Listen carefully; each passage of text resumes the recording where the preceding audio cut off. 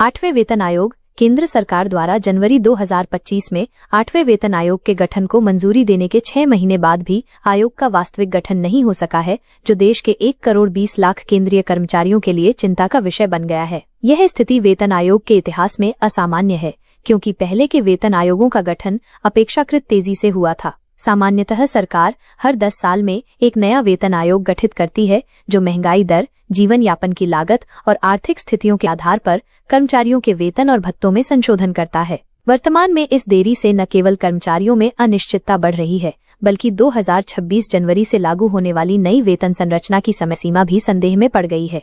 7वें वेतन आयोग की सफलता का उदाहरण।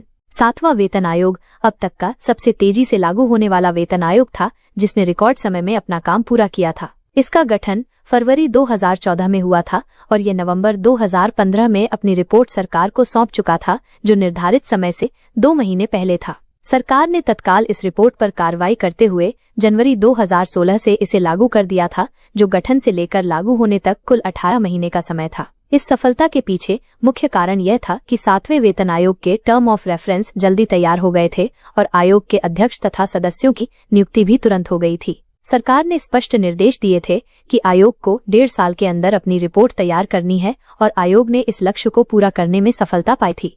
कर्मचारियों की बढ़ती चिंताएं और अपेक्षाएं।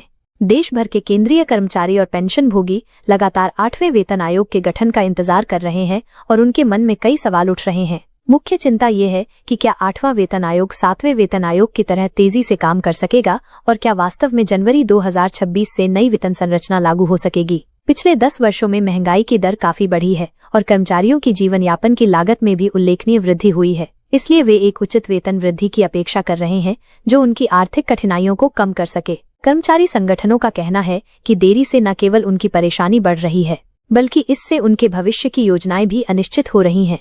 ऑल इंडिया अकाउंट्स कमेटी के महासचिव HS तिवारी सहित कई विशेषज्ञों का मानना है कि 8वें वेतन आयोग के गठन में हो रही देरी चिंताजनक है। उनका कहना है कि वेतन आयोग के लिए सबसे पहले टर्म ऑफ रेफरेंस तैयार करना और फिर अध्यक्ष तथा सदस्यों की नियुक्ति करना आवश्यक है। जब तक ये दोनों महत्वपूर्ण कार्य पूरे नहीं हो जाते, तब तक आयोग अपना काम शुरू नहीं कर सकता और न ही कोई समय सीमा निर्धारित की जा सकती है। विशेषज्ञों की चेतावनी के अनुसार यदि अगले कुछ हफ्तों में आयोग का गठन नहीं होता है, तो जनवरी 2026 से नई वेतन संरचना लागू करना लगभग असंभव हो जाएगा। इससे कर्मचारियों को और अधिक समय तक इंतजार करना पड़ सकता है। टर्म ऑफ रेफरेंस और नियुक्ति की महत्वता।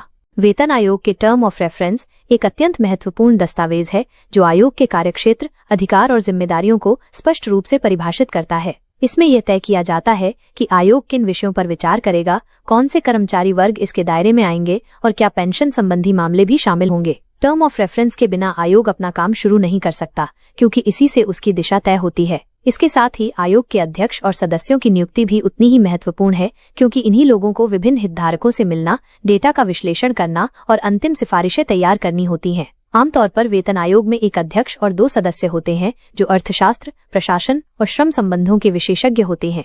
प्रौद्योगिकी का सकारात्मक प्रभाव।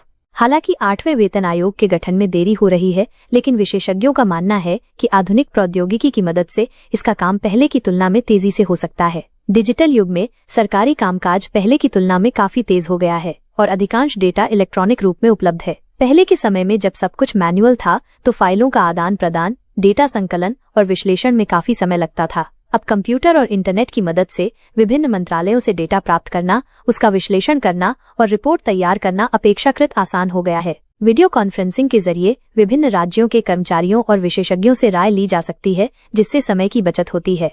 भविष्य की संभावनाएं और चुनौतियां। 8वें वेतन आयोग के सामने कई चुनौतियां हैं, जो पिछले वेतन आयोगों से अलग हैं। सबसे बड़ी चुनौती ये है कि पिछले 10 वर्षों में महंगाई दर में काफी उतार चढ़ाव आया है और कोविड-19 महामारी का भी अर्थव्यवस्था पर गहरा प्रभाव पड़ा है। सरकारी वित्त पर दबाव है और राजकोषीय घाटे को नियंत्रण में रखना भी एक चुनौती है। इन सभी कारकों को ध्यान में रखते हुए वेतन आयोग को एक संतुलित सिफारिश देनी होगी, जो न केवल कर्मचारियों की जरूरतों को पूरा करे, बल्कि सरकारी वित्त पर अनुचित बोझ भी न डाले। यदि सरकार तत्काल आयोग का गठन करती है और आयोग तेजी से काम करता है, तो भी 2026 के मध्य या अंत तक ही नई वेतन संरचना लागू हो सकेगी। तत्काल कार्रवाई की आवश्यकता।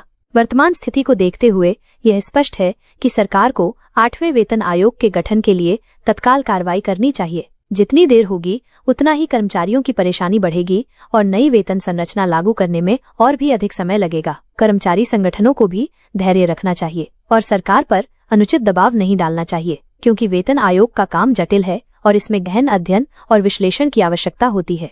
साथ ही सरकार को भी समझना चाहिए कि करोड़ों कर्मचारियों और उनके परिवारों का भविष्य इस वेतन आयोग से जुड़ा हुआ है, इसलिए इसे प्राथमिकता के आधार पर पूरा किया जाना चाहिए।